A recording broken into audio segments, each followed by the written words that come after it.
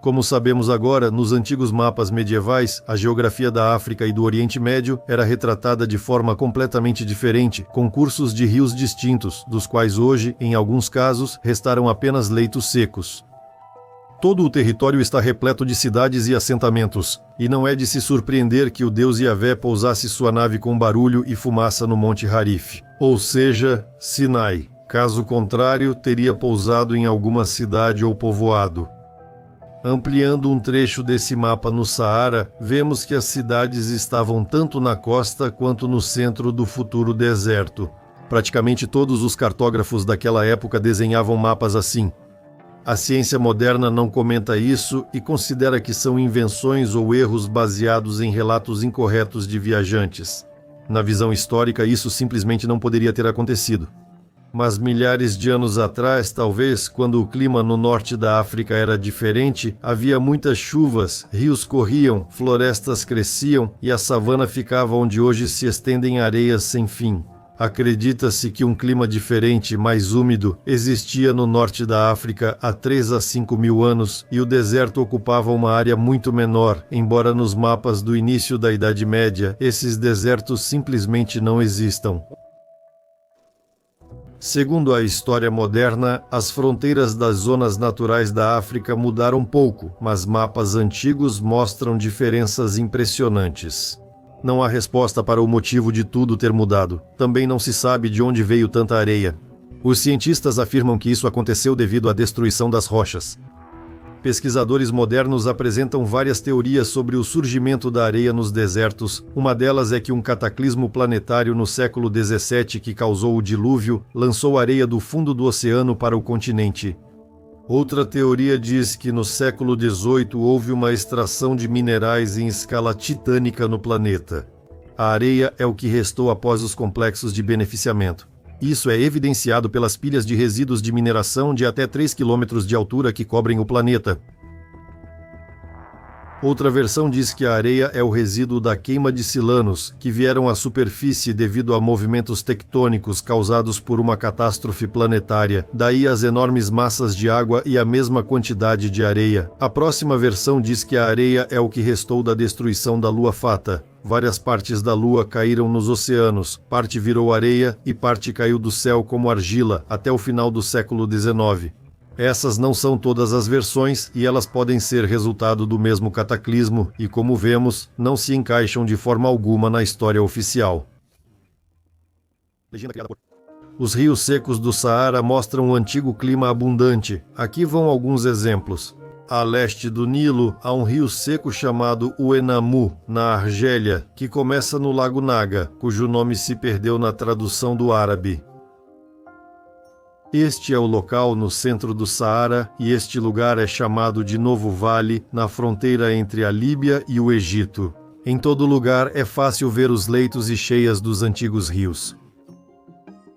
Esses rios secos no Saara são chamados de Wadi, provavelmente do russo voda, água.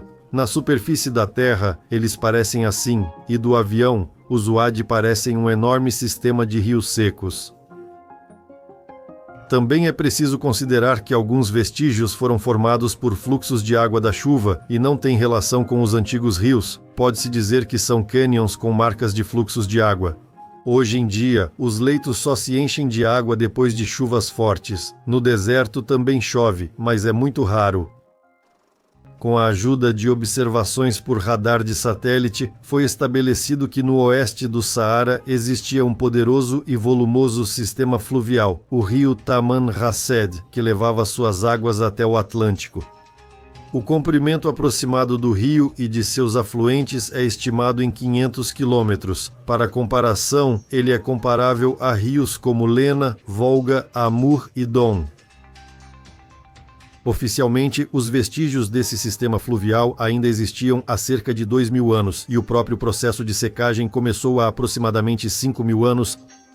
Hoje, nessa região da África, ficam os rios Senegal e Níger, que dificilmente são considerados caudalosos.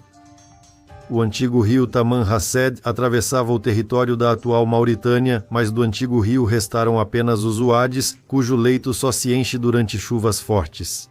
O Wadi também leva o nome de Taman Rased, mas isso é apenas uma sombra de sua antecessora caudalosa.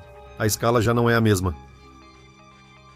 O rio Nilo tinha um afluente esquerdo, agora seco, chamado Nilo Amarelo. Isso também foi comprovado de forma confiável. Legendas. Mapas medievais mostram que o clima era menos seco e chovia mais até pouco tempo. Por isso, nesses wadis foram construídas barragens e diques para encher o leito do rio com água, elevar os níveis ou reduzir as consequências das enchentes após as chuvas. São barragens de terra, algumas delas não têm relação com a antiguidade e foram feitas recentemente. Também se sabe que pode haver muita água no Saara e grandes precipitações podem causar destruições catastróficas. Basta lembrar da enchente na Líbia em 2023. Territórios com areias e solo expostos sempre sofrem com enchentes. Onde há vegetação e florestas, isso acontece muito raramente. Mas no Saara também existem barragens realmente antigas. A cerca de 40 quilômetros a sudeste do Cairo, perto da cidade de Helouan, ficam as ruínas da barragem de Saat el-Kafara. É uma enorme barragem de aterro, construída, segundo os historiadores, há cerca de 3.700 anos. A barragem está localizada em Wadi al-Garawi, em uma das muitas várzeas secas a leste do Vale do Nilo. A barragem tinha 113 mi de comprimento, 100 mi de largura na base e 56 mi no topo, feita de terra e revestida com blocos. Hoje, restam só as extremidades em ambos os lados do Wadi. A parte central foi levada durante enchentes, deixando um buraco de cerca de 60 metros.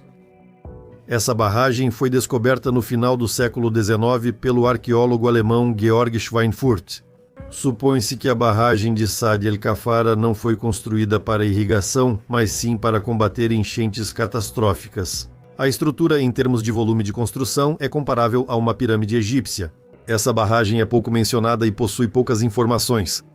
Uma construção tão grandiosa só poderia ser realizada por uma região densamente povoada, com muitos habitantes e recursos, como mostram os antigos mapas. Mas uma enchente de grande escala acabou destruindo essa barragem. Talvez isso tenha acontecido durante um cataclismo global, que transformou o Saara e o converteu em um deserto. Além disso, se analisarmos a península do Sinai, veremos que no passado o clima era ainda mais úmido. Vamos observar o que pode ser visto nas imagens de satélite. Está, por assim dizer, à vista. Aqui, na ponta da península do Sinai, havia um rio que fluía completamente para cá. Tudo isso eram rios, era uma região absolutamente cheia de água que agora se transformou em deserto. Aqui está um mapa de 1688 Frederico Davi. Como podemos ver, aqui não existe essa península, que só se formou aqui depois, mas tudo está cheio de cidades, toda essa península está cheia de rios, de lagos, e em outros mapas dá para ver que tudo isso está coberto de vegetação. No mapa moderno é um deserto. Não há rios, só restaram vestígios de rios. Tudo secou em 200 anos. Aqui também vemos a quantidade de cidades, rios e lagos, nada de desertos. O interessante é que em Sharm el-Sheikh ele fica no leito de um antigo rio. Aqui está o leito do rio. Bem aqui agora há casas construídas, uma represa, duas represas. Subindo mais vemos mais uma represa. Essa já é de concreto e o concreto aqui foi feito com inteligência. Começa daqui, sobe e depois desce. Não economizaram materiais. Por que fizeram isso? Provavelmente houve um desvio. E aqui a água escoava. Ou seja, aqui era bloqueado. Subindo mais uma vez, outra represa. Esse é o leito de um rio antigo, tudo cheio de represas. Aqui elevaram a água, aqui ela ficava parada. Aqui de novo uma represa. Vemos aqui um reservatório. Na verdade, um enorme reservatório foi bloqueado. Subindo aqui, mais uma represa. Ou seja, aqui há outro reservatório. Na verdade, tudo isso era cortado pela água. Se a gente for daqui, por exemplo, pelo leito do rio, por um deles, quanta água corria aqui? Há algum tempo, não muito tempo atrás, bem recentemente, nós percorreríamos dezenas, centenas de quilômetros. Por exemplo, saindo de Dahab, subindo, veremos.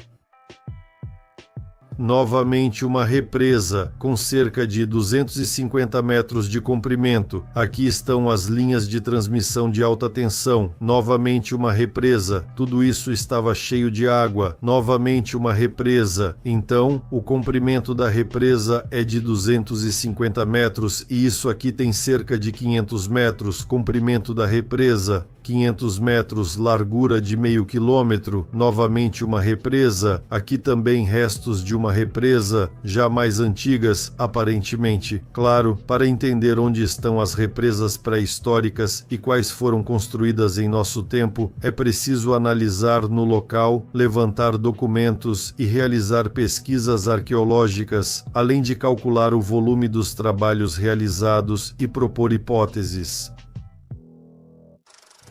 Então vamos concluir que, em tempos relativamente recentes do ponto de vista histórico, os territórios dos atuais desertos eram preenchidos por rios, florestas, campos, animais, numerosas cidades antigas e, claro, pessoas nessas cidades.